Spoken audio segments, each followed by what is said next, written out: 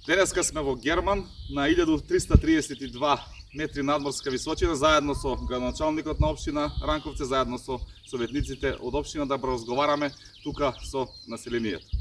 Секаде истите проблеми, но она што е добро што ВМРО ДПМН заедно со своите градоначалници работи активно на терен. Тука во Герман реконструирано е основното училиште, завршен е проектот и ќе отпочне наскоро реконструкција на амбулантата, а се изготвуваат сериозни проекти како ова место би можело да заживее како туристичка атракција.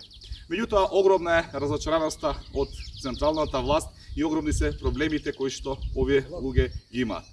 Меѓутоа, она што се чувствува е нестрпливоста да се казни ова однародена власт предводена од ДУИ начело со ДУИ и СДСМ.